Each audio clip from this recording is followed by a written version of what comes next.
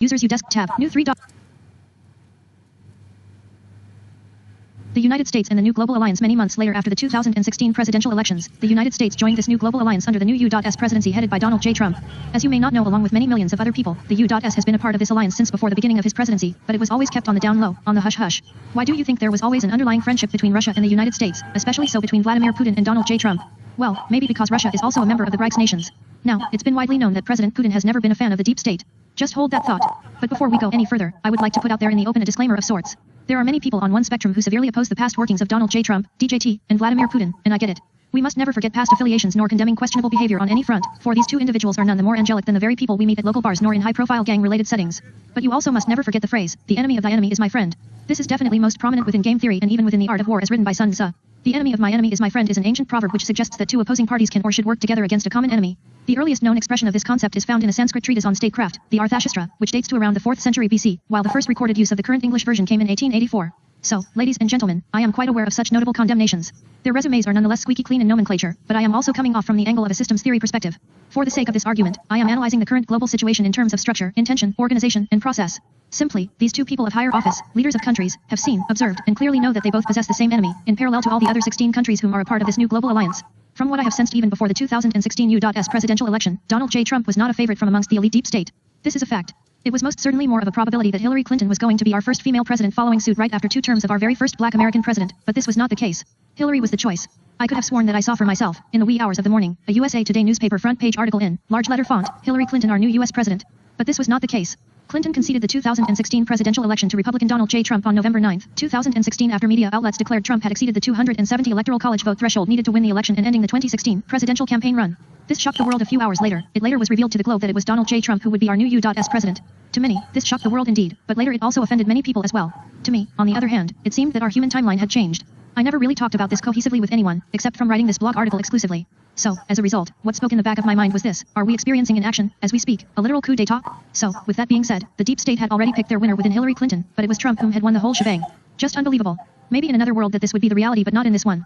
I thought to myself, here's a funny question: did we as a global conscious community just jump up from 3D to 4D? In terms of parallel universes and parallel realities are concerned, this might just be a possibility. From what I have experienced within my own life, we live in a multiverse to where we as human beings possess that capacity to create anything, even multiple realities simultaneously. It doesn't make sense when we speak of such terminology within the physics of this time and space, but when we analyze such content from the perspective of an understanding outside of this dimensional field, it becomes all the more clear to digest consciously. Now, that was a longer explanation in building up to merely say that the current enemy of the state to our current POTUS in Donald J. Trump is the same exact enemy of the new alliance, spearheaded by Vladimir Putin and Russia and the U.S. military tribunals. And that enemy is the cabal. Now just to be clear, and I've mentioned this before, this new global alliance is composed of, not only these League of BRICS-like nations, but it is also composed of the U.S. military tribunals, which include the White Hats, the U.S. Marines whom report and take orders directly from POTUS, the Honor Guard, and the 23 anonymous military generals. Included within this list are also U.S. counterintelligence units, such as the NSA, National Security Agency, and the Secret Service. From what will be revealed to you in the next link is information which will support increasing evidence of a creative and highly organized plan developed by insider military tribunals and U.S. security agencies whom possess the main intention to include Donald J. Trump as the face for this movement, orchestrated by this highly anticipated military operation under the guise of the new alliance, referred to by insiders as the Storm. So, coming from a pure systems theory approach, if we are to become less emotionally reactive and more logically responsive from this side of things, one is more able to leave their more personalized sentiments in check and to the side. Then, clarity begins to formulate more improved in fashion where things can be observed and assessed more formidable from amidst all the noise, distraction, and fear. I am a firm believer that certain people, not all, are inherently given the eyes to see things much brighter and even the ears to hear things much clearer. And as things begin to formulate under the guidance of the Lord in due timing, the full spectrum of the widened winding path begins to be presented to those who were made to hold such sacred space. Yes, it all begins to make much better sense and reassurance that this was meant to be. God has given those born unto them the blessing of insight through intuition. But it is a lonely path, one for which we have chosen as our own and bearing that very cross for the sake of humanity. One day, we will be ridiculed, shunned, and dismissed. We will be categorized similarly in like to the seers and prophets during the days of Noah. According to Proverbs 20:12, even a young man is known by his actions whether his conduct is pure and upright. Ears that hear and eyes that see, the Lord has made them. Do not love sleep, or you will grow poor. Open your eyes, and you will have plenty of food. And here's another question for you. Why do you think that it was so very easy for both U.S. President Donald J. Trump, April 10, 20, and North Korean leader Kim Jong-un to sign an agreement, a treaty so to speak, in pledging to work toward a lasting and stable time of peace? Why do you think that this was even possible, especially so within our own lifetime? This was done in June 2018. The MSM, mainstream media, was so very shocked and even dumbfounded to actually witness this. They asked themselves, why was this even happening? Well, could it be that North Korea is also coincidentally a part of this well-planned out alliance, a.K.A Defender Europe 20? Here's another breadcrumb for you. What U.S. president was the only POTUS to be invited to the Forbidden City in China, as initiated by President Xi Jinping and his wife in November 2017? Answer, Donald J. Trump. And, guess what? China is also a part of this great alliance, a.K.A Defender Freedom 20. With that being said, I would like to retrieve for you the very question that we asked earlier from you to place upon the shelf within the interim. What place does China hold in regards to its interests with the United States and all that is good? Well, although China is a part of this great BRICS nations, or from what it was at one point referred to as the BRICS nations, we cannot ultimately declare that this country is holistically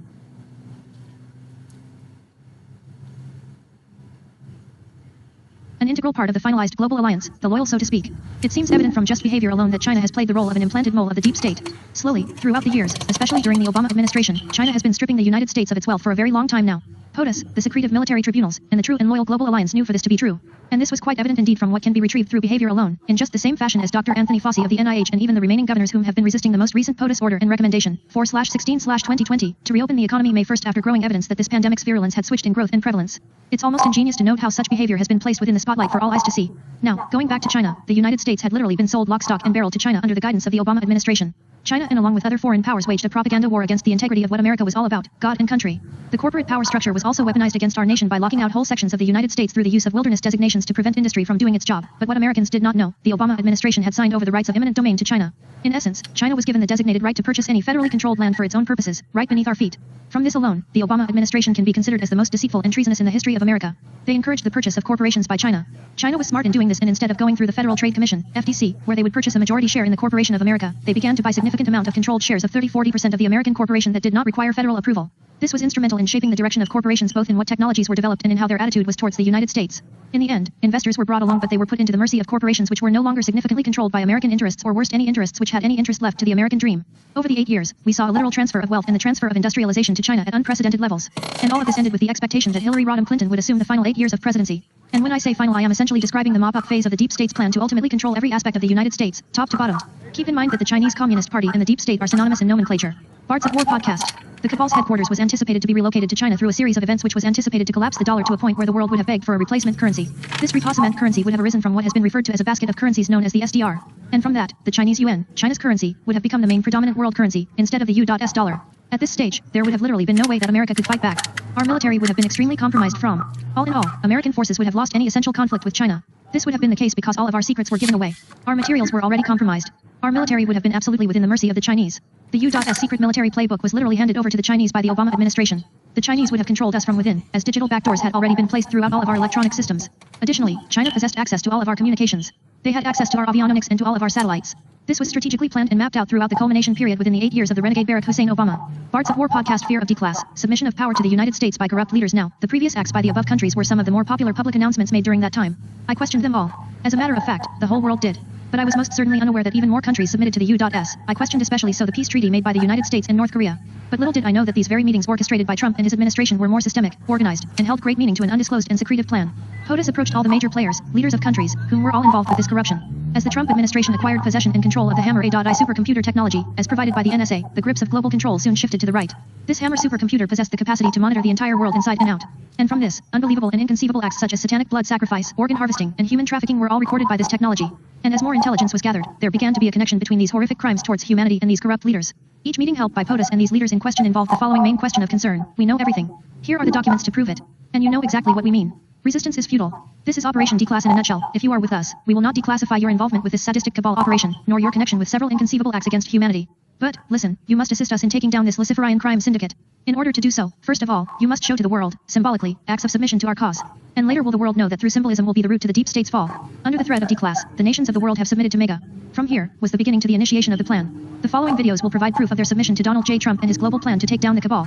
When President Putin handed over the soccer ball to POTUS in symbolic overture, he was literally stating to him in code, the ball is now in your court, do what you may. The enemy of thy enemy is thy friend. The case of General Michael Flynn and his exoneration now, the case for Major Michael Flynn is clear. Flynn was the acting DIA director for the NSA, the National Security Agency, between 2012-2014. And Flynn was the one individual involved who was responsible for getting rid of most of the swamp rats who ran the NSA. When the last deep state official was taken care of within this department, Flynn and his white hats were able to take control of the NSA, where they were able to access almost a limitless treasure trove of concealed connections to the operations of the deep state. From this, Major Michael Flynn became, not only a roadblock, but also an unfortunate target by the deep state. Federal prosecutors on Tuesday, 1/07/2020, called for up to 6 months of prison time for Michael Flynn, arguing that the former Trump national security advisor's shift to a more combative defense strategy shows he's no longer exhibiting the remorse he did when he pleaded guilty in 2017 to a felony charge of lying to the FBI about his contact with the Russian ambassador during the presidential transition in late 2016. The notable shift in the Justice Department's stance comes after it initially said it was open to a sentence of probation as Flynn's punishment when he was cooperating with government investigators in Special Counsel Robert Mueller's sprawling investigation of ties between Donald Trump's campaign and Russia. More than 2 years ago, Flynn became the only member of the Trump administration to plead guilty in the Mueller probe. But after providing the government significant help participating in 19 interviews with the Mueller team and other Justice Department prosecutors, he reversed course by hiring a new team of lawyers, who have tried without success to get the initial case dismissed. Far from accepting the consequences of his unlawful actions, he has sought to blame almost every other person and entity involved in his case, including his former counsel. Federal prosecutors wrote in a 33-page memo to U.S. District Court Judge Emmett Sullivan. Most blatantly, the defendant now professes his innocence. Prosecutors seemed particularly aggrieved by Flynn's actions in connection with a criminal case brought against Bijan Rafekian, his former partner in a lobbying and consulting firm. Prosecutors argued that by shifting his testimony just prior to the trial last summer, Flynn undercut the case, which the government won in front of a jury but later had thrown out by a judge. Given the serious nature of the defendant's offense, his apparent failure to accept responsibility, his failure to complete his cooperation and his affirmative efforts to undermine the prosecution of Bijan Rafekian, and the need to promote respect for the law and adequately deter such criminal conduct, the government recommends that the court sentence the defendant within the applicable guidelines range of 0 to 6 months of incarceration, they wrote. The tougher line toward Flynn followed what appeared to be protracted behind-the-scenes deliberations at the Justice Department about whether to abandon the lenient stance Mueller's office took more than a year ago when prosecutors agreed that probation and no jail time would be a reasonable sentence for Flynn in light of his extensive cooperation. Excerpt written by Josh Gerstein and Darren Samuelson, Politico.com. Now, the above statement was actually the general dialogue which surrounded General Michael Flynn during that rather difficult period of General Flynn's life, from indictment to conviction. But, as more undisclosed information started to reveal itself in helping to support General Flynn's cause, newly released FBI notes exonerated Flynn. There was no derogatory connection which linked Flynn to any peoples related to degree of Russian collusion. The move was the latest example of Attorney General William P. Barr's efforts to chisel away at the results of the Russia investigation. Documents that Mr. Flynn's lawyers cited as evidence of prosecutorial misconduct were turned over as part of a review by an outside prosecutor whom Mr. Barr assigned to re-examine the case. As a result, the Justice Department then possessed no other alternative but to legally and ethically drop its criminal case against General Michael Flynn. In summary, before his exoneration, Flynn pleaded guilty to the above charges, but desired instead to change his guilty plea when one's further examination of the FBI notes revealed an injustice within the judicial process. What was not additionally reported by the mainstream media, MSM, was that General Flynn was threatened by the FBI under the Obama administration, and that if Flynn failed to plead guilty within the process, that the safety of his newborn son would be compromised. Now, how criminal is that? How can such a threat be claimed permissible within the court of law? And how can such behavior be considered constitutional by any means? I believe that, within the long run, the FBI and the CIA will be entirely dismantled as a result from the very conclusion of the Flynn case, now that the Court of Appeals has ordered Judge Sullivan to drop the Michael Flynn case. Judge Sullivan. To get missing image description screen.